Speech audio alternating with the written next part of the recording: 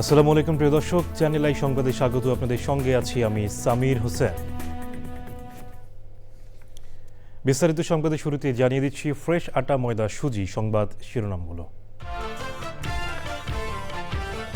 শ্রীলঙ্কা উপকূলে ইরানের যুদ্ধজাহাজে মার্কিন সাবমেরিনের আঘাতে নিহত কমপক্ষে ৮০ ও শতাধিক নিখোঁজ। কাতারে মার্কিন ঘাঁটিতে তেহরানের ক্ষেপণাস্ত্র হামলা। দেশে মধ্যপ্রাচ্য যুদ্ধের প্রভাব ঠেকাতে প্রস্তুত সরকার। পয়লা বৈশাখের আগেই চালু হবে কৃষি কার্ডের পাইলট প্রকল্প। দেশের নদীমাতৃক অস্তিত্ব রক্ষায় ইউথ ফর নেচার ফেলোশিপ প্রোগ্রামের যাত্রা শুরু। বাস্তব সমস্যা সমাধানে ভূমিকা রাখার আশা।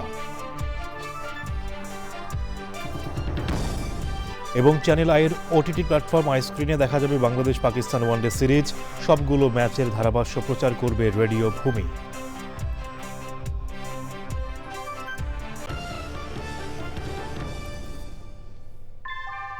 ভূমিকম্প সহনীয় মোস্ট ডিউরেবল দেশের প্রথম থার্মেক্স রড সালাম স্টিল। সালাম স্টিল বোঝে ডিউরেবিলিটি। সালাম স্টিল, মোস্ট ডিউরেবল স্টিল।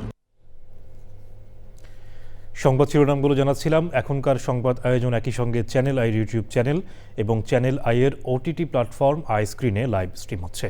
শুরুতেই ইরান যুদ্ধের পঞ্চম দিন।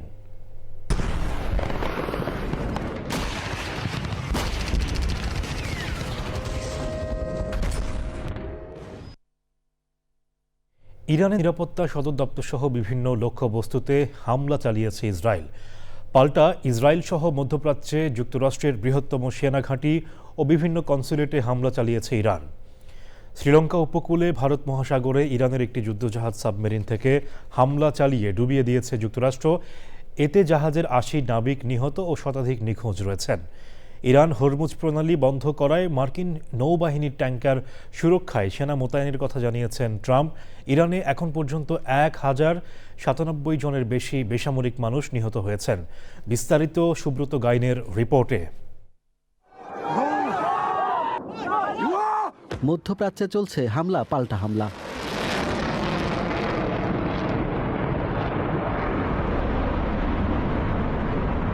ইরানে যুক্তরাষ্ট্র ও ইসরায়েল যৌথ বিমান হামলা অব্যাহত রেখেছে। তেহরানে নিরাপত্তা সদর দপ্তর সহ বিভিন্ন লক্ষ্যবস্তুতে হামলার দাবি করেছে ইসরায়েল। একই সাথে লেবাননেও ইসরায়েলের বিমান হামলা চলছে। পাল্টা ইসরায়েল ও মধ্যপ্রাচ্যে যুক্তরাষ্ট্রের বিভিন্ন সেনাঘাঁটি ও কনসুলেটে ক্ষেপণাস্ত্র হামলা চালিয়েছে ইরান। মঙ্গলবার সংযুক্ত আরব আমিরাতের দুবাইয়ে মার্কিন কনসুলেট লক্ষ্য করে ড্রোন হামলা চালায় তেহরান। একই দিনে কাতারে মার্কিন সেনাঘাঁটিতে ইরানি ব্যালিস্টিক ক্ষেপণাস্ত্র আঘাত হানে। এদিকে শ্রীলঙ্কা উপকূলে একটি ইরানি জাহাজে সাবমেরিন থেকে হামলা হয়েছে। শ্রীলঙ্কার নৌবাহিনীর একজন মুখপাত্র জানান, ওই ঘটনায় আহত ৩২ জনকে উদ্ধার করা হয়েছে। এখনও তল্লাশি ও উদ্ধার কার্যক্রম চলছে। যুক্তরাষ্ট্র ইসরায়েলি হামলায় এখন পর্যন্ত ইরানে ১,০০০-এরও বেশি বেসামরিক মানুষ নিহত হয়েছে বলে জানিয়েছে যুক্তরাষ্ট্র ভিত্তিক human rights activist news agency. Subrata Gain, channel I. এবার অন্যান্য সংবাদ। জনবান্ধব একগুচ্ছ প্রকল্প নিয়ে আগাচ্ছে নতুন সরকার। পয়লা বৈশাখের আগেই কৃষি কার্ডের পাইলট প্রকল্প চালু হবে। সচিবালয়ে প্রধানমন্ত্রী তারেক রহমানের সঙ্গে বৈঠকের পর কৃষিমন্ত্রী আমিনুর রশিদ ইয়াসিন জানিয়েছেন, প্রথমে ৯টি উপজেলায় কৃষকদের এ কার্ড দেয়া হবে। বন ও পরিবেশ মন্ত্রী আব্দুল আউয়াল মিন্টু জানিয়েছেন, মে মাস থেকে শুরু হবে বৃক্ষরোপণ কর্মসূচি। প্রতি বছর ৫ কোটি গাছ লাগানোর লক্ষ্য সরকারের। মধ্যপ্রাচ্যে যুদ্ধে দেশে যেন প্রভাব না পড়ে সেজন্য সরকারের প্রস্তুতি রয়েছে বলে জানিয়েছেন প্রধানমন্ত্রীর পররাষ্ট্র উপদেষ্টা হুমায়ুন কবির। রাহুল রায়ের রিপোর্ট। নির্বাচনের আগে দেয়া প্রতিশ্রুতি পূরণে বিভিন্ন মন্ত্রণালয়ের দায়িত্বপ্রাপ্তদের সঙ্গে প্রতিদিন বৈঠক করছেন প্রধানমন্ত্রী তারেক রহমান। বৃক্ষরোপণ কর্মসূচি শুরু করতে বুধবার সকালে সচিবালয়ে প্রধানমন্ত্রীর কার্যালয়ে বন ও পরিবেশ মন্ত্রী এবং সংশ্লিষ্টদের সঙ্গে বৈঠক করেন প্রধানমন্ত্রী। বৃক্ষরোপণ নিয়ে সরকারের সিদ্ধান্তের কথা জানান দায়িত্বপ্রাপ্তরা। আমরা প্রতি বছর ৫ কোটি বৃক্ষরোপণ করব। সেটার পূর্ণ পরিকল্পনা কিভাবে করা যাবে, কারণ মে মাস থেকে আমাদের এই বৃক্ষরোপণ শুরু। তো আমরা চাচ্ছি যে এবছরই আমরা যেন ৫ কোটি পূরণ করতে পারি, সেটা নিয়ে আমরা বিস্তারিত আলোচনা করছি। প্রধানমন্ত্রীর অন্যতম অঙ্গীকার ছিল কৃষক কার্ড। এই কার্ড প্রদানের কর্মসূচিও শুরু করতে যাচ্ছে সরকার। আমরা আশা করছি যে ইনশাআল্লাহ পয়লা বৈশাখের মধ্যে আমরা শুরু করতে পারবো। প্রধানমন্ত্রীর পররাষ্ট্র বিষয়ক উপদেষ্টা হুমায়ুন কবির জানিয়েছেন, মধ্যপ্রাচ্যের যুদ্ধ পরিস্থিতি নিয়েও সব ধরনের প্রস্তুতি আছে সরকারের। সরকার অবশ্যই প্রস্তুতি আছে এবং আমরা মোটামুটি আমাদের যাতে মানে এই ধরনের ক্রাইসিসে যে আমাদের দেশের সব কিছু একটা সাস্টেইনেবল ওয়ে মানে নর্মালিসি থাকে মানে যত পদক্ষেপ নেওয়ার আমরা নিচ্ছি। হুমায়ুন কবির জানান, মধ্যপ্রাচ্যে অবস্থানরত বাংলাদেশিদের নিরাপত্তা নিশ্চিত করতে সব ধরনের ব্যবস্থা নিচ্ছে সরকার। রাহুল রায়, চ্যানেল আই, ঢাকা। দেশের নদীমাতৃক অস্তিত্ব রক্ষা এবং তরুণ প্রজন্মকে পরিবেশ আন্দোলনে সম্পৃক্ত করাতে যাত্রা করল youth for nature fellowship programme. Dhaka বিশ্ববিদ্যালয়ের গণযোগাযোগ ও সাংবাদিকতা বিভাগের সঙ্গে এই উদ্যোগে রয়েছেন ফেলোশিপের অংশীজন mission green Bangladesh, Bangladesh river foundation এবং প্রকৃতি ও জীবন ফাউন্ডেশন। তাত্ত্বিক পড়াশোনার বাইরে গিয়ে বাস্তব সমস্যার সমাধানে এই ফেলোশিপ কার্যকর ভূমিকা রাখবে বলে মনে করেন প্রকৃতি বন্ধু বীর মুক্তিযোদ্ধা মুকিত মজুমদার বাবু। আলিম আল রাজির রিপোর্টে বিস্তারিত। ঐতিহাসিকভাবে নদীর উপর গভীরভাবে নির্ভরশীল বাংলাদেশ, কিন্তু বর্তমানে দূষণ, দখল এবং জলবায়ু পরিবর্তনের কারণে হুমকিতে আমাদের পরিবেশ, প্রতিবেশ ও নদী। পরিস্থিতি উন্নয়নে বহুমাত্রিক কাজের অংশ হিসাবে ইউথ ফর নেচার ফেলোশিপের যাত্রা। বাংলাদেশের নদীমাতৃক পরিবেশ রক্ষায় তরুণরা দেশের শীর্ষস্থানীয় পরিবেশবিদ ও ঢাকা বিশ্ববিদ্যালয়ের শিক্ষকদের কাছ থেকে শেখার সুযোগ পাবেন।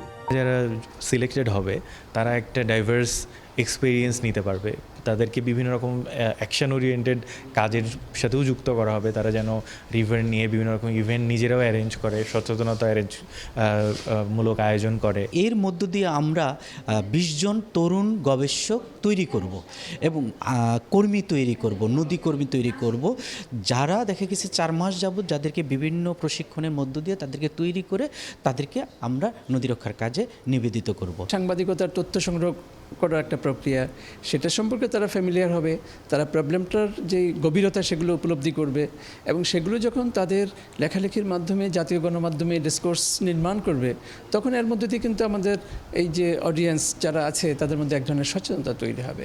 বাস্তুতন্ত্র পুনরুদ্ধার ও সংরক্ষণে এই উদ্যোগটি তরুণদের সরাসরি নীতি নির্ধারণী ও মাঠ পর্যায়ের কাজে সম্পৃক্ত করবে বলে মত বিশেষজ্ঞদের।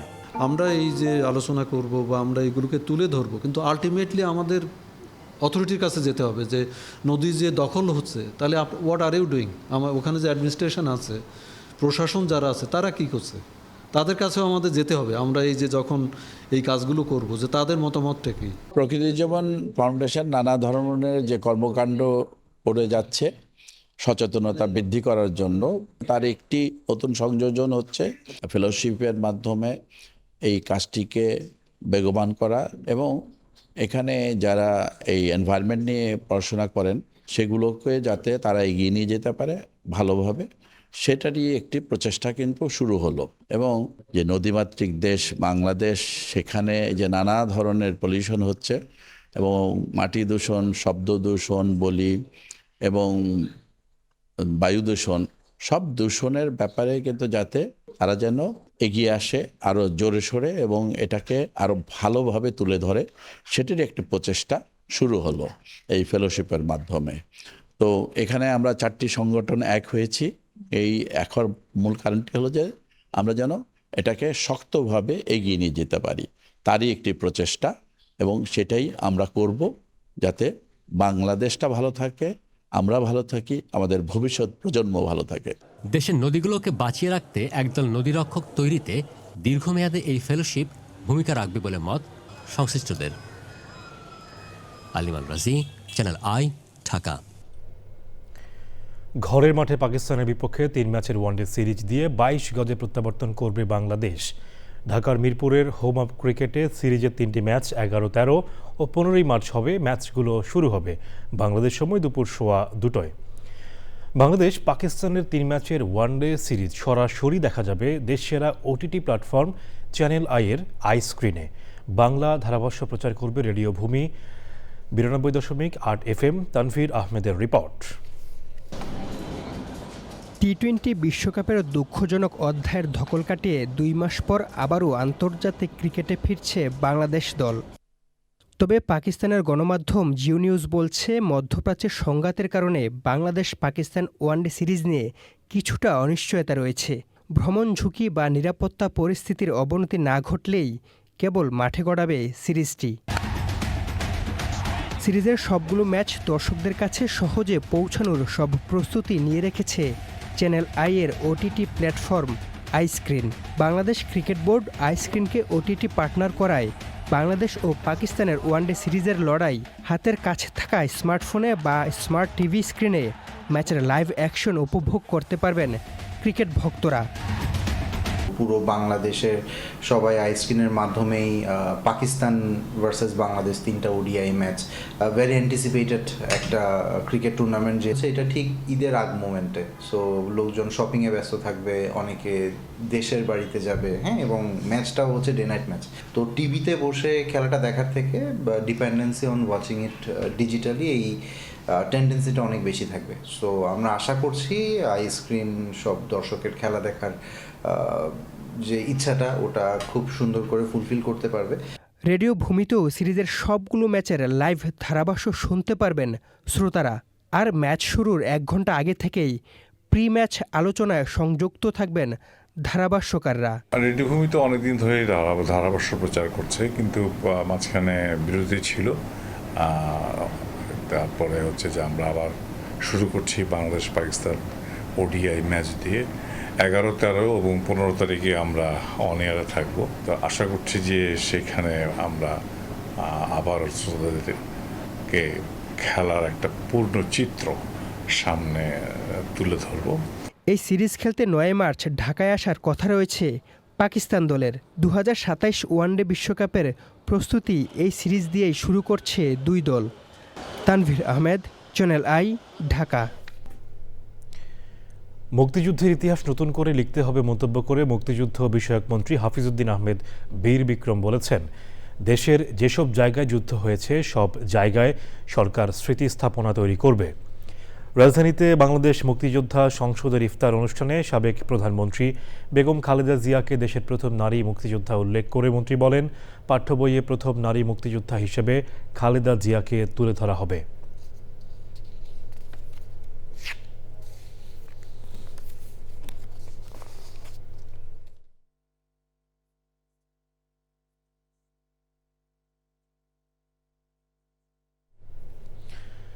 ঢাকা দক্ষিণ সিটি কর্পোরেশনের প্রশাসক মোহাম্মদ আব্দুল সালাম বলেছেন, জনগণ সহযোগিতা না করলে সিটি কর্পোরেশনের পক্ষে এই শহর পরিচ্ছন্ন ও মশক নিধন করা সম্ভব নয়।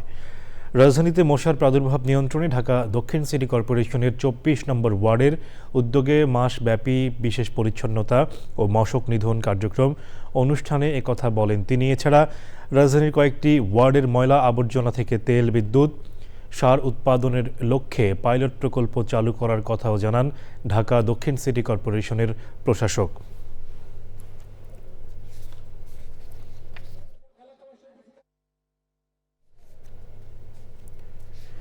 সবার জন্য সামাজিক সুরক্ষা বাস্তবায়নের মাধ্যমে সরকার বাংলাদেশকে একটি কল্যাণমূলক রাষ্ট্রে পরিণত করতে চায়। নতুন সরকারের জন্য করণীয় নিয়ে এক সংলাপে একথা বলেছেন প্রধানমন্ত্রীর উপদেষ্টা doctor Rashed Al Mahmud Titumir. Centre for policy dialogue CPD এবং ইংরেজি দৈনিক ডেইলি স্টারের যৌথ উদ্যোগে আলোচনায় ব্যবসায়ী নেতা, অর্থনীতিবিদ এবং সুশীল সমাজের প্রতিনিধিরা বিভিন্ন বিষয়ে পরামর্শ তুলে ধরেন।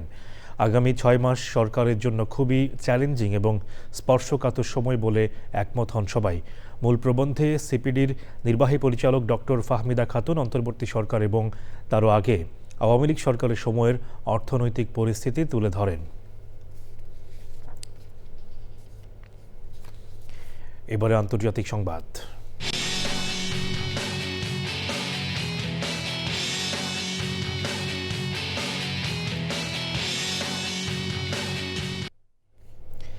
ইরানে হামলায় ব্যবহারের জন্য স্পেনে অবস্থিত মার্কিন সামরিক ঘাঁটি ব্যবহারের বাধা দেয়ায় দেশটির সঙ্গে সব ধরনের বাণিজ্য বন্ধের হুমকি দিয়েছেন যুক্তরাষ্ট্রের প্রেসিডেন্ট ডোনাল্ড ট্রাম্প।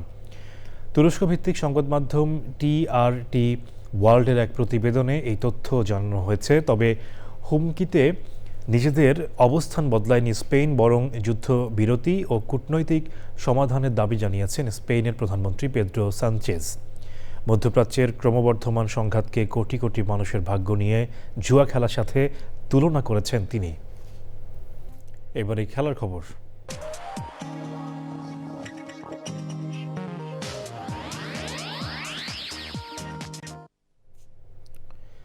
শাহিন আফ্রিদিকে অধিনায়ক করে বাংলাদেশের বিপক্ষে 3 ম্যাচের ওয়ানডে সিরিজের জন্য 15 সদস্যের স্কোয়াড ঘোষণা করেছে পাকিস্তান। স্কোয়াডে রয়েছেন অভিষেকের অপেক্ষায় থাকা 6 ক্রিকেটার আব্দুল সামাদ, মাজ সাদাকাত, গাজী ঘড়ি, সাদ মাসুদ ও শামিল হোসেন। হ্যামস্ট্রিংয়ের চোটে দলে নেই ফখর জামান। সবশেষ টি-20 বিশ্বকাপে বাজে পারফরমেন্সে বাদ পড়েছেন সাবেক অধিনায়ক বাবর আজম। 3 ম্যাচের ওয়ানডে সিরিজ খেলতে 8ই মার্চ বাংলাদেশে আসবে টিম পাকিস্তান। 11, 13 ও 15 মার্চ মিরপুরের শেরেবাংলা জাতীয় ক্রিকেট স্টেডিয়ামে হবে ম্যাচগুলো। শেষ করার আগে ফ্রেশ আটা, ময়দা, সুজি সংবাদ শিরোনামগুলো জানাচ্ছি আরও একবার। শ্রীলঙ্কা উপকূলে ইরানের যুদ্ধজাহাজে মার্কিন সাবমেরিনের আঘাতে নিহত কমপক্ষে 80 ও শতাধিক নিখোঁজ। কাতারে মার্কিন ঘাঁটিতে তেহরানের ক্ষেপণাস্ত্র হামলা। দেশে মধ্যপ্রাচ্য যুদ্ধের প্রভাব ঠেকাতে প্রস্তুত সরকার। পয়লা বৈশাখের আগেই চালু হবে কৃষি কার্ডের পাইলট প্রকল্প।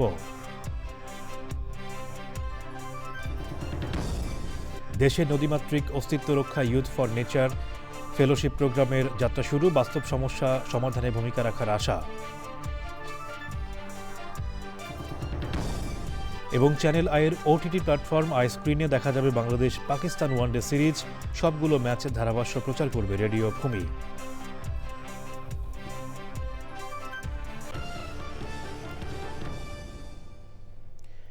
এখনকার সংবাদ আয়োজন এ পর্যন্তই। এতক্ষণ সাথে থাকার জন্য ধন্যবাদ সবাইকে।